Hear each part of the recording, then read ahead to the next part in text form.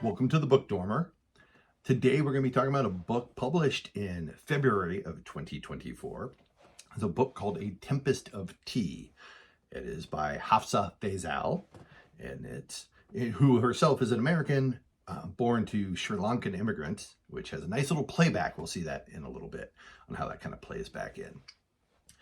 So this book came home. I went to the bookstore. I had seen it on the list of books about to come out, and it's this absolutely stunning cover. Really made me go, okay, I'm bringing that book home. I generally wouldn't read a bunch of books about tea. Like if you have tea in the title, it's probably not dragging me in. But this one, boom, A Tempest of Tea. All right, love the cover. Absolutely gorgeous colors. It gives me a feel for the character. Kind of like an artful dodger with that hat in her coat, and a teacup of blood. All right, so some hints there about what this book's going to be like. The book itself, fast-paced, very fast read. Gorgeous edition. This is Barnes & Noble edition. And we spend a lot of time in a tea shop. In fact, this is the tea shop. This is the Spindrift. That is a tea shop by day, and at night it turns into a place where vampires can go meet people so they can drink blood in a safe environment, safe, fun type club environment. All right, that's wild enough. It is set in a Victorianish English type place, whereas we talk about Ceylon, so we talk about real world places.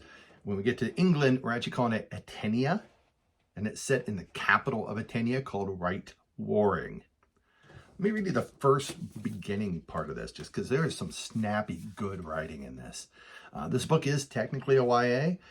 The writing is better than a lot of adult writing I've seen. I mean, I realize obviously the author is not YA, but the writing, I appreciate when a YA has writing like the audience can actually understand what you're saying. All right, here we go. The streets of Right Waring grew fangs at night. When the moon dragged a claw, and the shop fronts cut dim, and those who craved blood walked bold, Arthie Casimir couldn't be bothered. By the cold, by the dark, by the vampires. Yeah, that just dragged me in. Like, first read that, I'm like, yep, I'm gonna like this book. I'll get them off in case there's glare, plus those are readers, so I only really need them when I'm trying to stare at a page. All right, so Arthie, she is our main character. Apparently from King Arthur. After I read the book, I went and looked up a couple other people's talks on it, and some of the preview work had described things that people had before they got hold of the book, said it was talking about King Arthur. And I'm like, well, there's a scene where she pulls a pistol from a rock and then doesn't really do anything with it and doesn't become queen. Yeah, maybe that's a metaphor for you don't get to be in charge just because you did this. The rich aren't going to allow that. And speaking of that, this is kind of her story, where she, Arthie, runs a tea shop. She runs it with her brother. Now, a found family, but she found him and helped him out since he was very young. Pulled him out of a house fire, which his parents disappeared from, at least. They never found bodies, so disappeared. And so they are brother and sister. And I love the dynamic between these two. They definitely love each other in a brotherly, sisterly type sense. And it doesn't change. That's fantastic. I love when it's not just suddenly go creepy, because they knew each other since they were little kids. Really should keep that kind of dynamic. Speaking of, apparently they're teenagers, even though just from her competence, from Arthie's competence, and from Jin's swagger, I would have assumed they're young 20s, maybe mid-20s by that point. And so, yeah, it's one of those, you read it and go, okay. So they're coming off older and more mature than at least they state. Very cool characters, great dynamic between the two. So you've got Arthie. She's tough, no nonsense, doesn't give in, is witty, is a criminal. She runs a tea shop and then the blood shop at night, and uses that to get information out of people. And then once you have information's power. She then uses the information for her own ends to gain influence, gain money, which is kind of what is running afoul of the government. We'll get to the end. All right, we've got 3 viewpoint characters in this book. You have Arthi, so we see things from her point of view. We see it also from her brother, that's Jin. So Jin is very swaggerish in a kind of classical British character type of sense, carries an umbrella, but will use it to kick the crap out of people. Very much still the gentleman, but willing to mess somebody up because gentleman criminal. Which is, it's always funny to see somebody who's a criminal like that, who's running a tea shop, who cares so much about the tea. Like, there's a lot of tea-based references in here. And if you are a tea drinker and you do not drink it exactly as Arthi drinks it, you will be judged. If that is not Ceylon tea with no sugar, you are going to be judged. And part of that may come from the author whose parents were Sri Lankan immigrants. So it kind of works out that she probably either has seen or has heard of people with a cultural bias for certain types of tea. So I really love when that amplifies, right? You get that piece of just genuineness. It felt so real that it probably is real. And there's probably somebody she knows amplifying that into the story. And we have a third point of view character that we're going to get, and that is Flick, or Felicity Linden. She is a nobleman's daughter who is also a forger. All right, she got bored, started forging, and she's doing anything to get attention. A lot of family dynamics with the mother just moving away from her and not caring. Like, kind of hit I did love you once type of character. And so Flick, she's young, she's incredibly kind. Like she is like Tressa the Emerald Sea kind. And so you see her, but yet forging, because of course she's got a skill and she's going to do it. We have a lot of flirtation between her and Jin. She definitely likes Jin, and Jin starts to like her back, maybe more than you would have thought. Because funny, Jin comes across as a ladies' man. I mean, there's some references like Jin probably does very well with the ladies, but yet he acts like a middle grade fool around Flick, or always calls her Felicity, and he kind of moves more into that line. Whereas Flick is always just, she is definitely a middle grade puppy love at that moment. And she's doing that for about Jin. So it works out really well. And it's fun. I mean, it's cute. There's nothing that's going to be offensive to anybody in there. Unless you're a tea drinker who puts a lot of sugar in there and feels really guilty about the sugar part. Then there will be some offense. Okay. 2 other characters join this group because what happens is the government, led by the Ram, this mysterious masked head of the government. Nobody knows who the Ram is, but the Ram is in charge. And the Ram has a group called the Horned Guards, which is her private military that will come down and try to harass. The Ram has decided that the tea shop is a challenge to her control and wants to shut the tea shop down. Now, they try that through the guards, send the guards show up, but everybody there in the tea shop is very good, or all the employees, very good at flipping it over. So if they're in the middle of the blood section, which you're not allowed to have apparently not allowed to have a blood room, they're very good at kicking everybody out, flipping it, and by the time the guards show up, it's back to being a tea shop. And the guards go ripping through it and smash some stuff and still end up finding it's just a tea shop. You know, it's one of those cool kind of get a panache type of story where you have this, the flip of it and no, we're just a tea shop. What are you talking about? Even though everyone there is well aware that it's not, including the guards who can't find proof. The Ram then starts taking a little bit more of a bold approach. So for whatever reason, especially Arthi has some resentment towards the government of this country.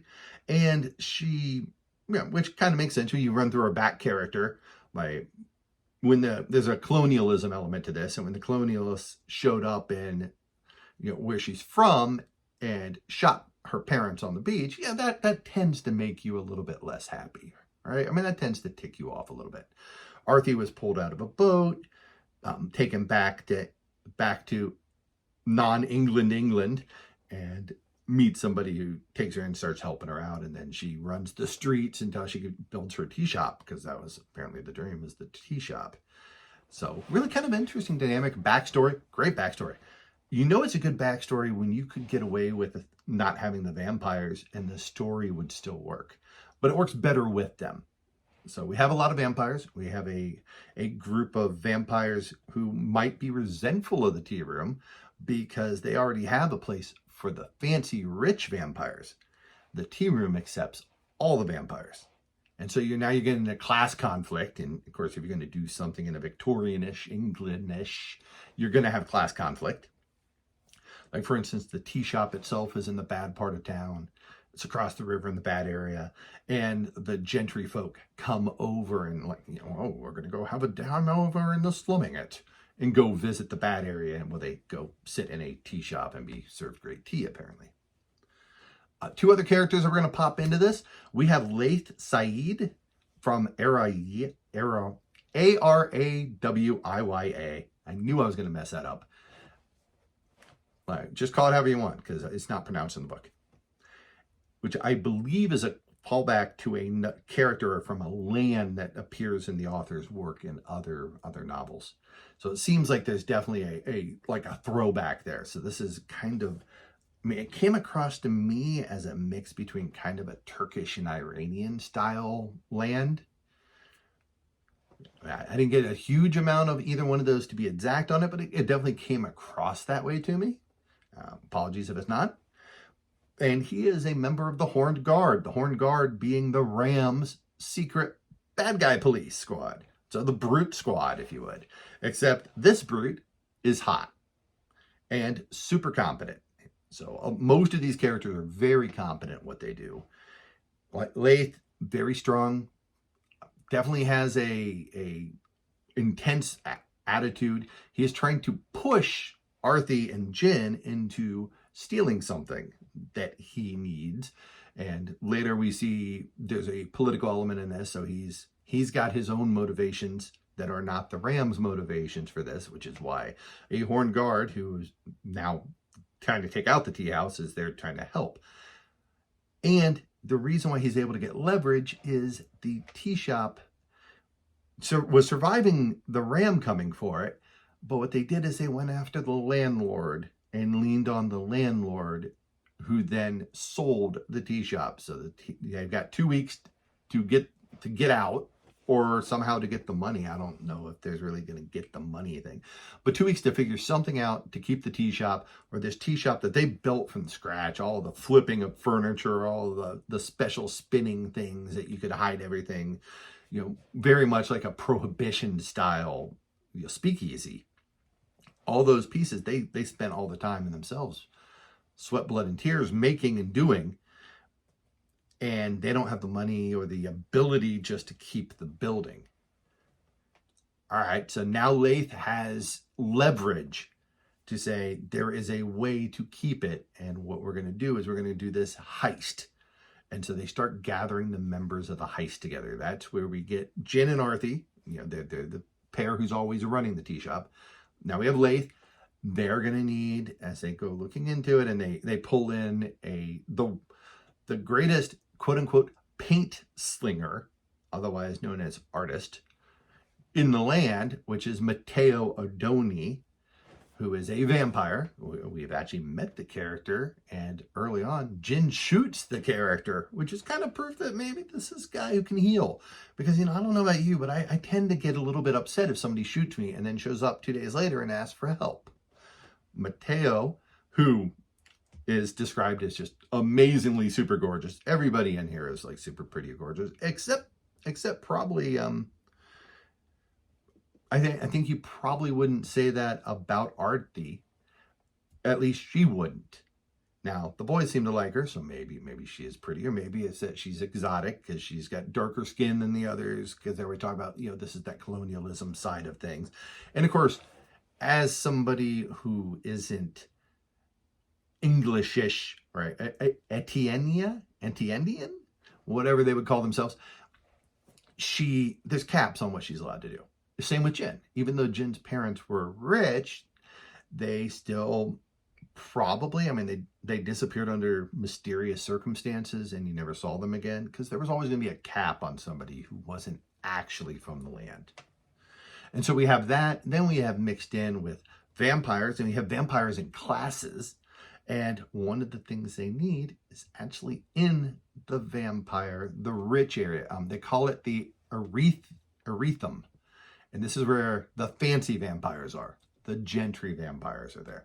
And if something's hiding in there, they want to go get it, grab it, bring it back, and somehow use it to expose the ram or expose the actions of the government to get them to stop, to get them taken down. Yeah, a lot of great back and forth in this. A lot of flirting. Like Arthie and Mateo and Laith flirt away at each other, both with the lady. And in fact, the two fellas are kind of having a little bit of a rivalry there. Jin and Flick have a lot of flirting. Again, it's flirtatious. It's just fun, simple flirtation. A book like this, I mean, we're not going to go any farther into any spoilers. Just a fun ride. It's good dialogue. They're snappy. They're back and forth. There isn't a whole lot of, if a decision's made, there aren't a lot of dumb decisions being made. There are ones that backfire, but at the time, based upon what the characters knew, they were logical decisions. The heist starts, so the five of them, right? Arthie, Jin, Flick, Mateo, and Laith are going to break in. They have a big plan. They have to do a lot of prep work for it.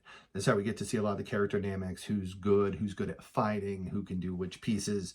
Then they go break into the fancy vampire area and do their heist. And yeah, absolutely. I think it works very well. The story read in a few days. I'm not the world's fastest reader. I read that in days, which is, I mean, it's 300 and some pages. I think it's like 360. I forgot to write that down. Well, let's see. What do we got here? Look, 330 something. 336, I think is what it was. Fast read. Worth it. Good copy. Good book. A lot of fun. My rating, and this might be the highest rating from any guy who looks like me on the internet for this book. 4.5 out of 5. Yeah, through February was the best book I'd read. I'm actually filming this in March, and I just finished my first 5-star. If you're eagle eyes, you can spot it on the shelf. We'll see if you can spot which one it'll be. All right, friends. Thanks for coming, and I'll catch you next time.